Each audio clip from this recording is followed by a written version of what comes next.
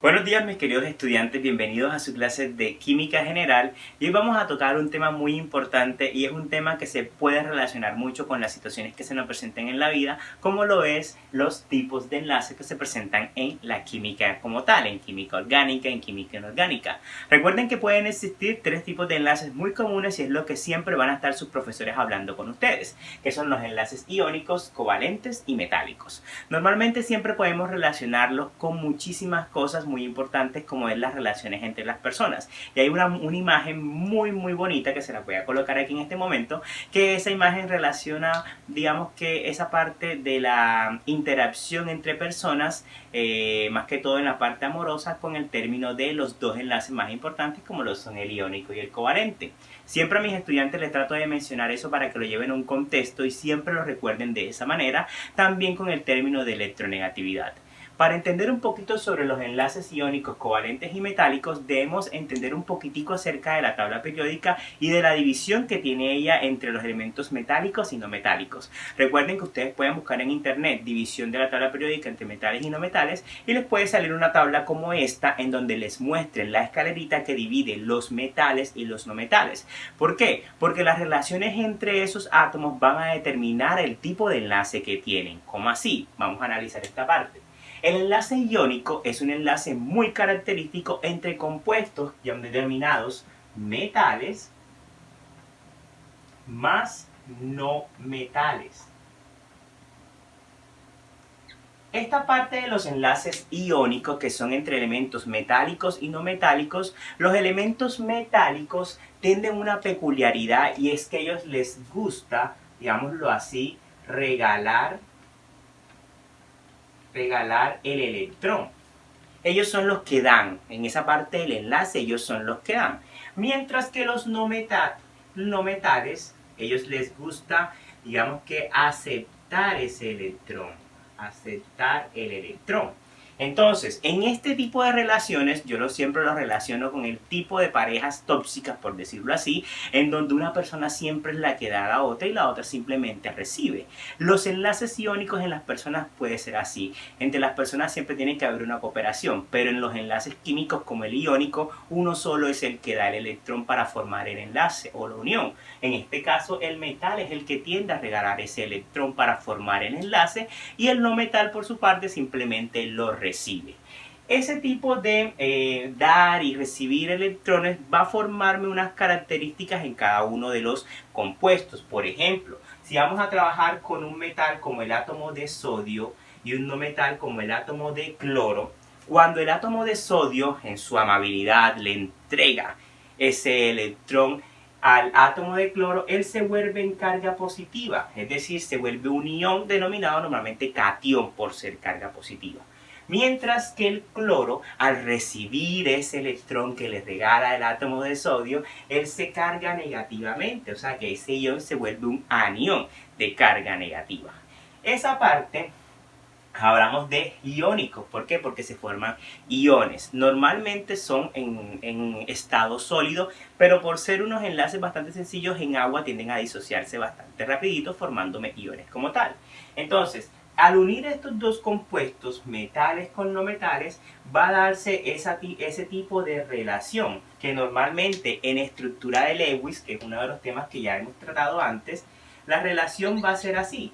El átomo de sodio va a dar su único electrón para que se pueda formar esa relación, mientras que el cloro tiene sus 7 electrones así y va a formarme este tipo de enlace iónico.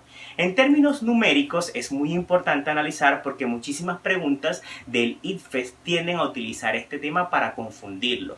Sabemos que el enlace iónico normalmente tiene que ser mayor o igual a un valor numérico que es 1,7.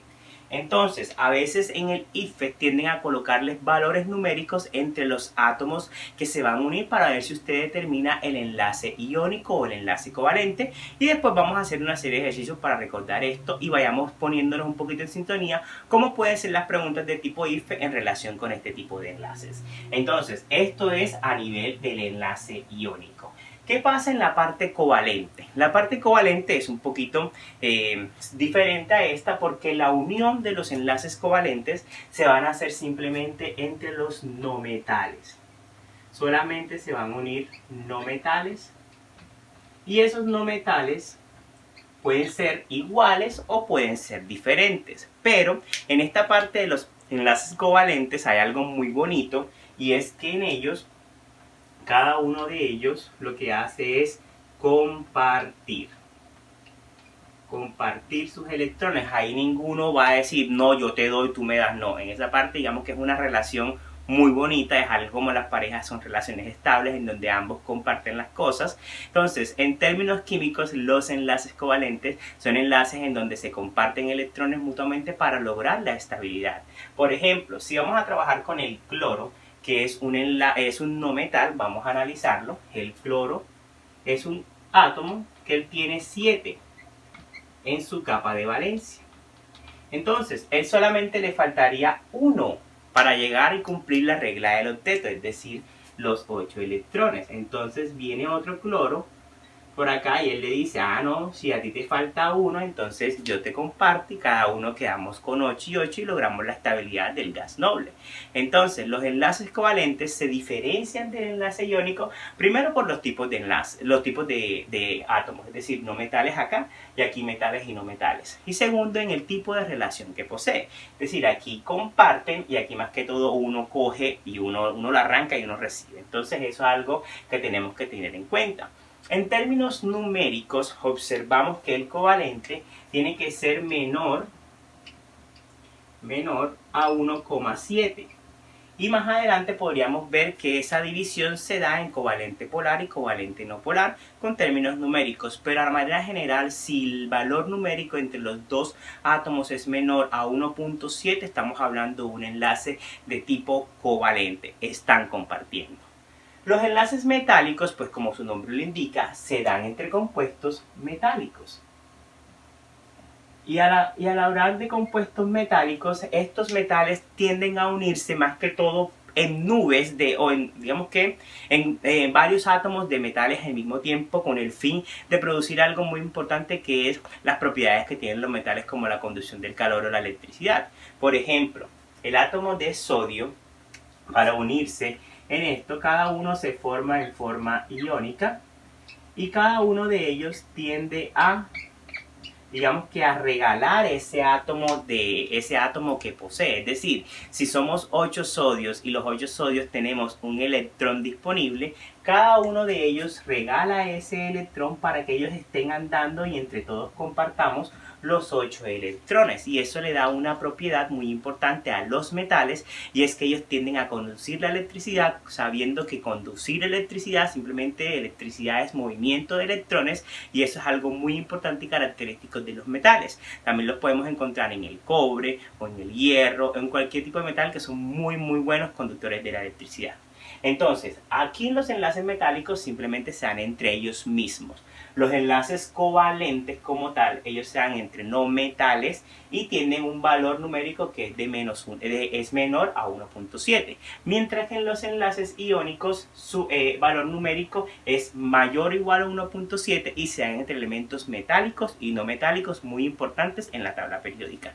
Vamos a hacer ahora una serie de ejercicios teniendo en cuenta la parte matemática de este concepto, conociendo las electronegatividades que las pueden buscar inmediatamente en internet. Ustedes colocan electronegatividades de los compuestos, de los átomos en la tabla periódica y enseguida les salen los valores y simplemente es empezar a relacionar cuáles de los enlaces podrían ser iónicos o covalentes. Si vamos a hacer una serie de ejercicios en donde vamos a tener en cuenta los valores de electronegatividad que pueden encontrar en cualquiera de las tablas periódicas que tienen los recursos digitales de la web, pueden encontrar esos valores numéricos muy importantes para determinar el tipo de enlace como tal de acuerdo a ese valor de la electronegatividad, porque hay unas ciertas excepciones que podemos observar un poquito más adelante aquí. Por ejemplo, vamos a recordar que es, si es mayor o igual a 1.7 estamos trabajando con enlaces de tipo iónico, si es menor a 1.7 estamos hablando de covalentes. Sin embargo, también se pueden clasificar los covalentes si es de 1 a 1.6 como covalente polar y si es de 0 a 0.9 como covalente no polar o covalente apolar. Aunque esos valores también la infografía tiene a cambiarlos, como por ejemplo si es 0 simplemente es covalente no polar o 0.4 covalente no polar. Eso digamos que está en discusión, pero vamos a tomarlo como en ese rango para poder determinar esta parte. Entonces, si conocemos los valores de la electronegatividad que nos brinda las tablas periódicas que tenemos a la mano, normalmente simple es hacer una resta teniendo en cuenta el número mayor, colocarlo adelante y el número menor después, para que no nos salga con que el profe me dio negativo y esas cositas. Siempre colocar el número mayor de los dos en cuestión de primero. Entonces, por ejemplo, aquí tenemos el carbono y el oxígeno. Carbono 2.5 y oxígeno 3.5. Entonces yo voy a colocar el átomo de oxígeno, que sería 3,5 menos 2.5. Si ustedes dan esa diferencia, eso me da un valor de 1. Y como el valor es 1, y si se dan cuenta vendría siendo menor a 1.7, estoy hablando que mi monóxido de carbono es un enlace de tipo covalente. Pero además de ser covalente, si es 1, si se dan cuenta, es un covalente polar. Entonces ahí voy identificando ese tipo de información. El cloruro de sodio, que lo habíamos explicado en el ejemplo anterior, en términos numéricos, ¿cómo lo podemos demostrar? El cloro es 3 y el sodio es 0.9. Entonces vamos a analizar eso. Sería 3 menos 0.9. Si ustedes dan esa división, esa resta da 2.1 y 2.1 es mayor a 1.7, por lo tanto ese enlace es de tipo iónico. Entonces, vamos en el de abajo, tenemos el H y el F. Y es algo que de pronto habíamos dicho con profe, pero si habíamos mencionado que los enlaces cuando los átomos son no metales, como en este caso el flúor y el hidrógeno, daría inmediatamente covalente. Bueno, vamos a ver estas excepciones que siempre las podemos encontrar en la química. El flúor tiene una electronegatividad de 4, mientras que el hidrógeno, para ver si lo se dan cuenta, es de 2,1. Y si hacen la resta de 4 menos 2.1, eso les va a dar un valor de 1,9. Y al ver 1.9 es mayor a 1.7, es un enlace de tipo iónico. Lo curioso es que si se dan cuenta es que el flúor y el hidrógeno pertenecen a los no metales y habíamos dicho que entre no metales normalmente dan enlaces covalentes, pero como siempre hay excepciones en la química. Vamos a ver el FeO o el monóxido de hierro o el óxido ferroso, como se le puede llamar, el oxígeno 3.5 y el hierro un valor de 1.8. Entonces 3,5 menos 1,8. ¿Cuánto va a dar ese valor? Si se dan cuenta, eso da 0, el nitrógeno por su parte tiene 3, y si se dan cuenta 3 menos 3 da 0. Estamos hablando enseguida de un enlace covalente no polar.